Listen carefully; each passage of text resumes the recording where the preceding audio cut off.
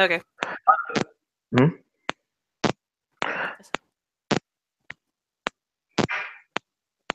It's on. Oh, it's recording. Haha. Good evening, good afternoon, wherever you find yourselves in this weird, wild, wacky world of ours, and welcome to the third installment of Darkness in Dublin. This evening we meet one of our main antagonists. Moira O'Connell lays in bed, or sleeping, at least for the most part. All around her there is darkness. The bed is relatively comfortable. She pulls the blankets up over her face in order to. She pulls the blankets up under her chin. However, a couple of moments later, the room is lit by a brilliant light as all of the lights in the room activate simultaneously, and she hears a tone. Boo, boo, boo. Operative O'Connell, this is your wake-up call. Please dress and proceed to please dress and proceed to Director Zen's office immediately.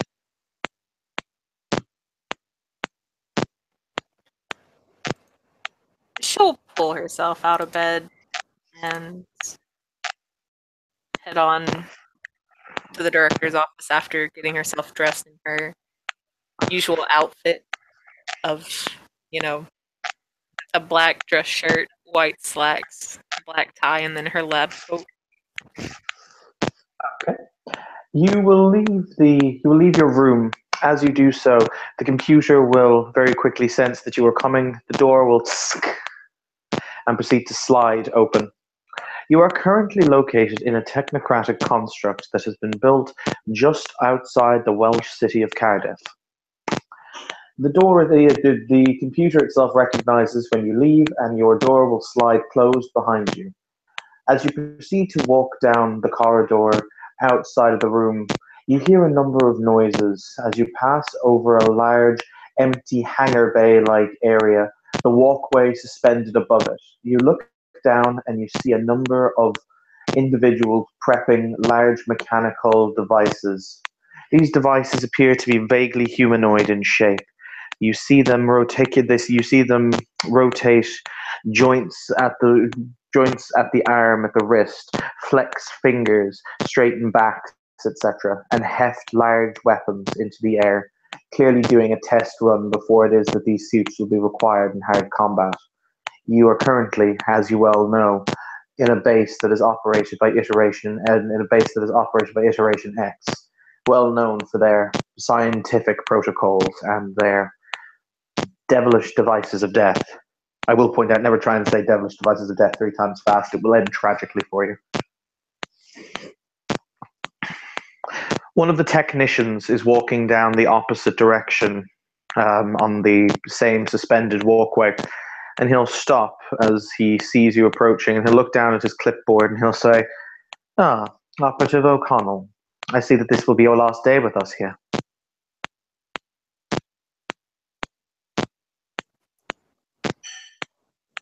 Is that so, Director?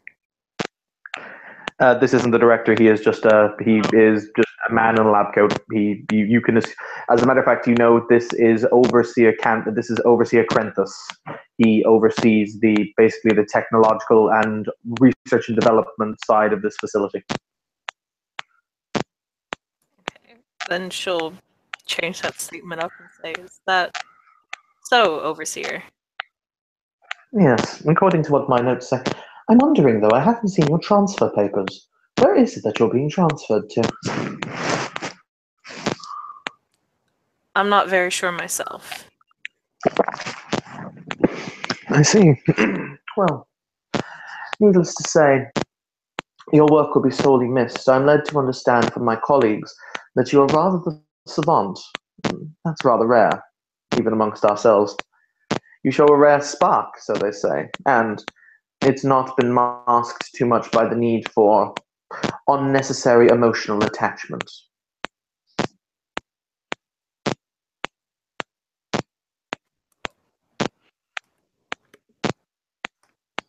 There's a small hint of a smile, because obviously she's gonna take pride in that statement.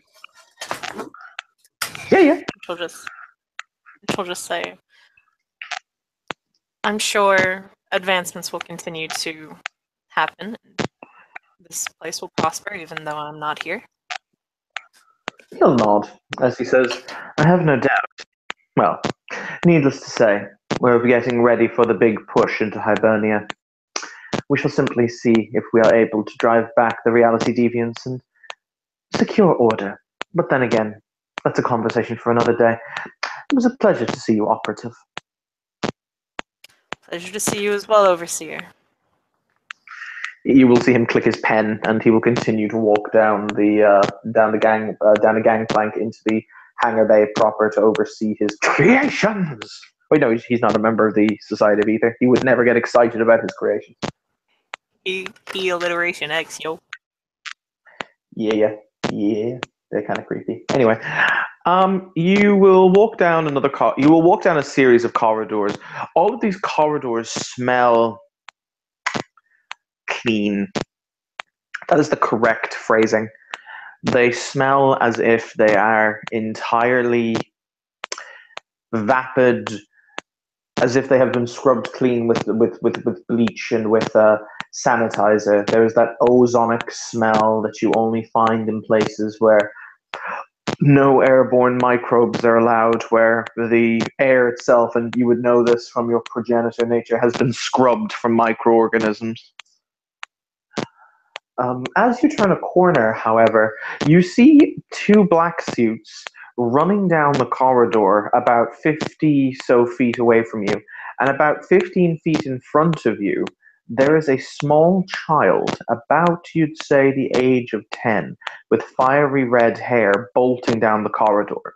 When they see you, one of the black suits will shout, "Stop that boy!"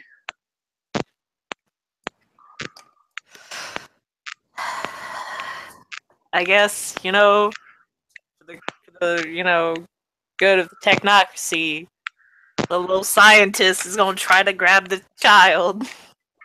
Okay, roll me your dex brawl. That's cute. You assume I have deck brawl. It's so fucking crazy. I don't know, if scientists got you, but I'm gonna just roll my dex. That's fair. You don't even have to roll an increased difficulty. Yeah.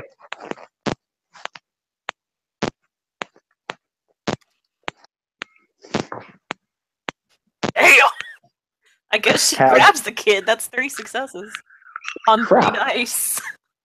Crap. What happens is you grab the kid by the shoulders, then you use one of your other legs to spin him onto the ground, and you land on top of him, pinning him to the ground. You remembered your basic combat training that they gave you during orientation. Can't go remember it for much longer. The child looks up at you and is struggling. He says, "Let me go! Let me go!"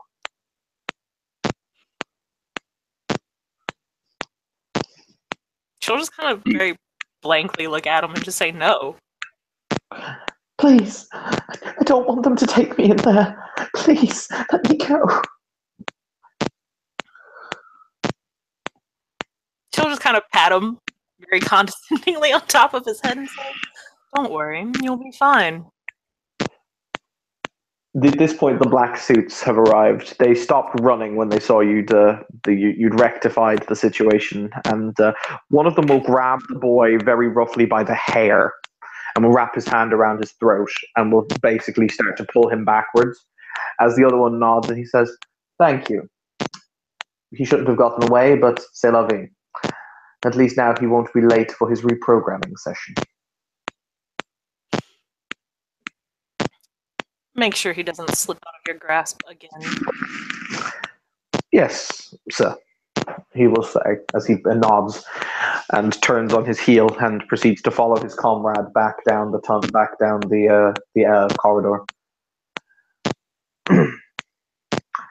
You did notice one very interesting fact, by the way. Hmm?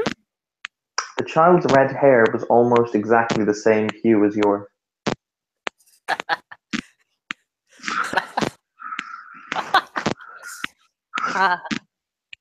Fucking ward flaw.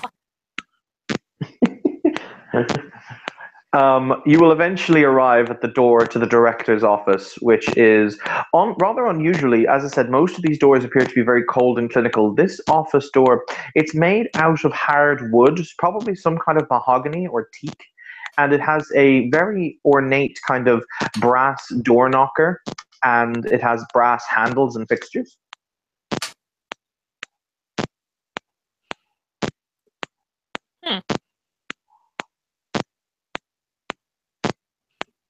Okay. She'll very politely knock on it. Okay. The door will itself creak open. You're interested that it creaks. Why does it creak? But it does. It probably creaks because if anyone tries to sneak up on them, the door would automatically tell them of their presence. You walk into the room in question, and it is basically a gigantic library that stretches out before you. The walls themselves are covered in bookshelves, old books. This is the room in which there is a smell. You've obviously smelled old book smell before. Hella. Yeah. This room itself smells of that kind of ink and paper, and it's almost a very comforting smell. There's a large mahogany desk, again, upon which several different piles of papers are set with a number of ledgers. And most interestingly, you look out through a gigantic window that is directly behind the desk, and you see, stretching out as far as the eye can see. How well traveled is your character? Probably not very well traveled. They never really cared. Okay. You see a strange city that definitely does not appear to be Cardiff, which would be the local city, stretching out before it. It's almost as if you're hundreds of feet in the air overlooking the town, as it were. And in the background, you're able to see what is very obviously the French flag, which is interesting considering this facility is hundreds of meters underground.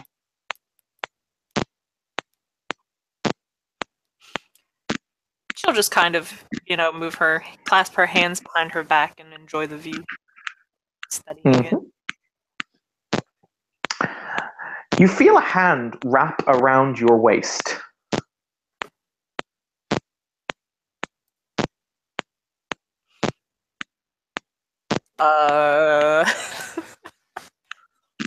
Okay. She'll just kind of look and see who it is. Standing behind you, dressed in an impeccable military-style uniform, there's a rather attractive woman. When I say rather attractive, she has appearance 5, but her appearance it's too perfect, if that makes sense. There is not a hair out of place. There is not there is no blemish on the skin. Her pores are immaculate. It looks far too perfect. As she says in a very heavily accented voice, "Well, well, well. And how are you this afternoon, my dear?" Dim enhancements, though. But she'll say, I'm doing very well. And yourself? Oh, I can't complain. You will notice, by the way, that there is a blue flinking light, as in going on and off about every 3 seconds or so, light that is located on her left temple in the middle of a mechanical. It looks like a circle. Just a circle of metal that appears to be implanted directly over her temple there, and it just is constantly blinking. As she will lean in and kiss your neck from behind you. She's slightly shorter than you are, so she has to tiptoe to do it, but that's what she does.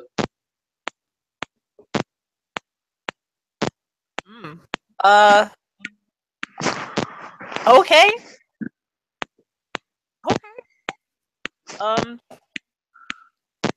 I guess she'll just kind of smile. So, the door closes behind you as she unravels herself and proceeds to walk to her desk and sits behind it. You obviously know that this is Director Kathleen Zen. So, I trust that you've had a pleasant evening. I have. I hope you have as well.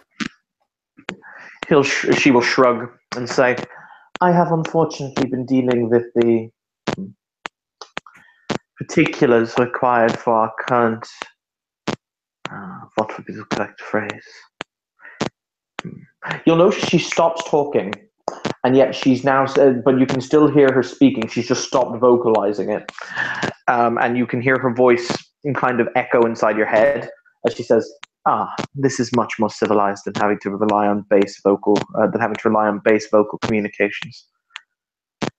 I've been busy dealing with the expedition all evening. I hope that has gone as well as possible. Do you think that, or do you say it? She'll think it as she's kind of like walking to go sit down. There's a shrug from the seated figure. She says, "You know, void engineers. They always tend to work on their own time. Heaven knows how bad it is. Heaven knows how badly it is to get them to work on anyone else's time schedule but their own." Indeed. If only they had gone to school with my teacher, they wouldn't have lasted. Deadlines for every single little thing. There's a nod, and she says, "Indeed, I value punctuality above all other things, but once again, when you have to deal with various different elements of the consortium, it's not exactly something you can do, but be reasonable, unfortunately."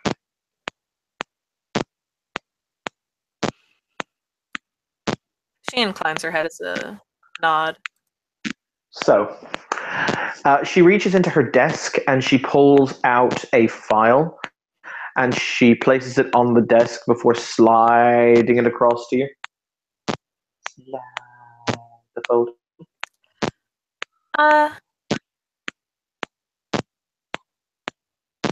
She'll take it and open it. Okay. The folder itself is rather innocuous, as I said, as you open it. You will then open it in order to see there is a number of photos of Dublin, which is the city in which you've spent most of your youth and your time. And then there's a bunch of text that has been redacted. So, it's been blacked out. And all it says on the paper that you can read is first stage of preliminary Project Icarus implantation. Redacted.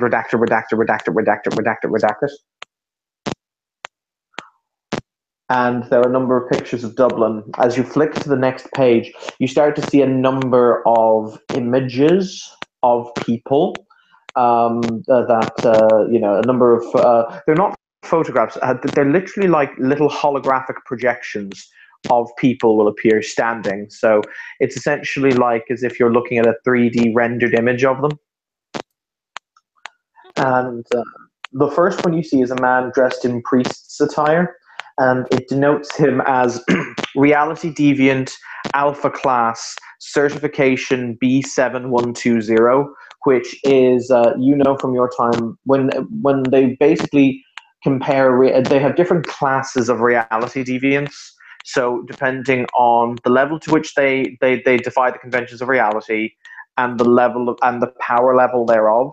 So an alpha prime reality deviant is one of the most powerful classifications that you can give to a reality deviant, if you understand me. Yeah. Am I giving too much information too quickly? No. I What? just have a bad feeling that I'm gonna have to deal with this dude later, and I'm gonna die. The next page over, you see for the record, that the information that it gives basically alludes to this individual known as Archbishop Lucien de Carvone is a member of the Reality Deviant sect known as Celestial Chorus. It details a small subsect of his life. We believe him to have been born in the 15th century, ordained a priest in 1780, was very vocal during Martin Luther's Reformation, et cetera, et cetera, et cetera. Standard kind of basically stock printed information as to what they know about the individual. It's not much. Maintains the Celestial Chorus presence in the city of Dublin. He's to be considered a threat to the technocratic union's endeavours in the reconquest and repatronization of Zone 270-271, which is Dublin. That's Dublin's zone reference.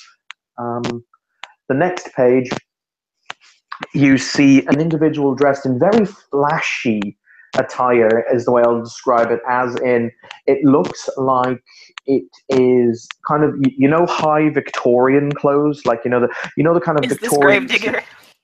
No, it's not. Hey, He has a number of very steampunkoid enhancements that you can clearly see, which to your technocratic eyes are vulgar as fuck. I mean, why would you have working cogs visible? That's just unprofessional. Disgusting. Disgust is very clear. You're looking at him like, oh, to the hail no. And yes. It says Commodore Alfred Remington, Society of Ether, classification Alpha Beta 01 Mark 027.3. And it basically intimates, from this piece of paper, you come to realize that the Royal Society of Ether's Ethernautic Atlantic Fleet is located currently moored above the umbral space of Dublin. This man is their commanding officer. He is, approximately 100 years old. He is considered to be, incredibly. He's not viewed very well by the Technocratic Union because he's considered too impulsive, and his inventions shatter reality and shatter the consensus. So it is that he has to keep most of them located in the Umbra due to, not wanting to die of a horrific paradox backlash. Sounds like he needs to be put in room 101 converted. As you say that, you do hear the director laugh in your head. And the last one that you open up is in fact a picture of Gravedigger. She doesn't know why. It's just instant dislike. That's fair. It identifies him as reality deviant Alpha Gamma Centra. It says that he was one of the only survivors from what is referred to as the Hong Kong incident. For the record, the Hong Kong incident was the failure to contain the supernatural entities of Hong Kong within the static reality field and within the pseudo macros technological remit shielding which surrounded the city proper. And for that, Director Smith was summarily executed for his failures, having been unable to contain the individuals in question. So the higher-ups decided that he had failed his chance at redemption. If it helps, he died screaming. Does it help? It does. What he gets for not being a good technocratic agent, doing what he's supposed to. And when you're done with that, you close the folder and slide it across the table. The director will say, "These are 3 of the core individuals who make up the city's defense. We need information on them, nothing more. We require you to." She contemplates for a moment. "Acquire it for us." She nods her head. "I will do what is needed of me." In this we have no doubt. You will be surgically altered. Your memories will be erased and replaced. You will have a code word. The code word will reset your previous mental programming and will port to the technocracy. We will supply you with a new phone through which this code word will be administered on a weekly basis, so you may give us reports. You will be given a new family and identity. As a matter of fact, you see her, she half closes one of her eyes. You already met your darling brother. Isn't that sweet? Ah, children, how wonderful. If it helps, when this is said and done, they can either be disposed of or you can have them live a happy, productive life. It's entirely up to you. Perhaps a productive life as an experiment. Perhaps. Let them run through your maze, as it were. Thus is the nature of humanity. Anyway, Indeed. before we continue, as I've said, you will be surgically mentally altered. Your memories will be erased. Do you have any questions?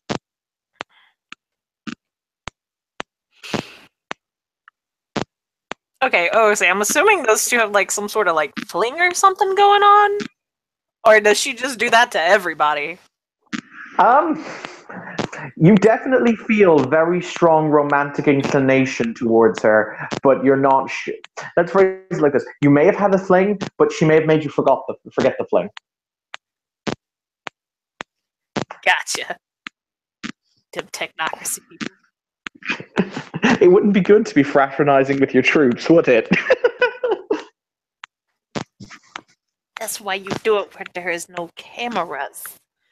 Cameras. So I guess for a moment, just kind of like the emotion flicks across her mind. Sort of, I don't want to say it would be like loss or missing her too much, but just kind of, I guess kind of like that, but really, really low key. Like it's not really gonna bother her. Mm-hmm.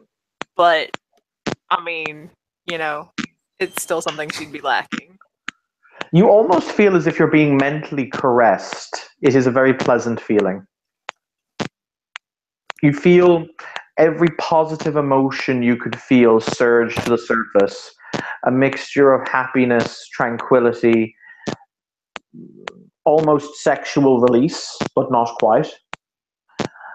As she says, "Don't worry, my dear. Within the next 6 months, we'll drink together in the ruins of what was the Reality Deviant stronghold at Dublin."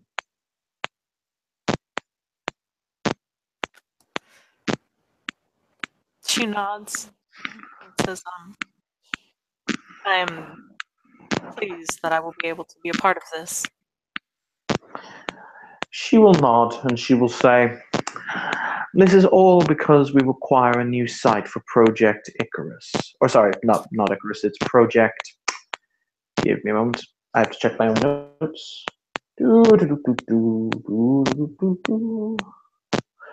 Sorry, it's Project Morpheus. My apologies. Or Orpheus. Orpheus. This is all because we require the staging ground for Project Orpheus. Otherwise, why would we bother with such a backwater provincial hellhole? She just chuckles. Anyway, wonderful.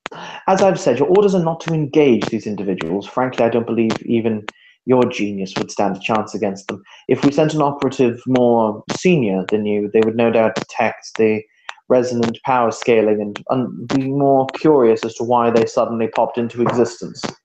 This is the reason I cannot go myself. So, we are looking for information as it pertains their operations, as it pertains their influences, as it pertains their holdings, and anything else you can give the Technocratic Union to give us the decided edge in the coming conflict. She nods. The director will move her hand over there's a kind of a marble sphere on her desk that just appears to be decorative like a paperweight. It's a little sphere on a square marble plinth. And she moves her hand over it, at which point you see the bookcase to the left-hand side flicker out of existence, as in it may have been there, it may have not been, it may have been teleported, it may have always been an illusion. And you see a... One moment, sorry, I'm gonna call. Take your time.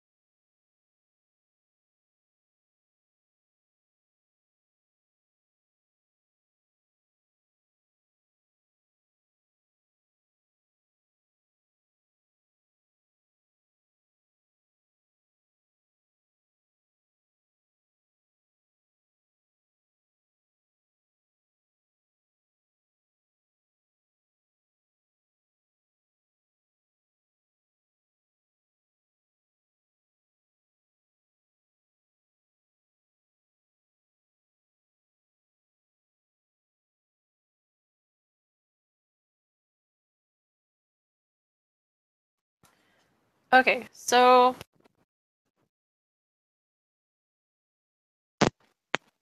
I am gonna have to go for like 20 to 30 minutes.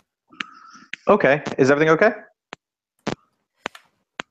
I mean, I thought it was, but then apparently because I didn't cook rice, shit's going down.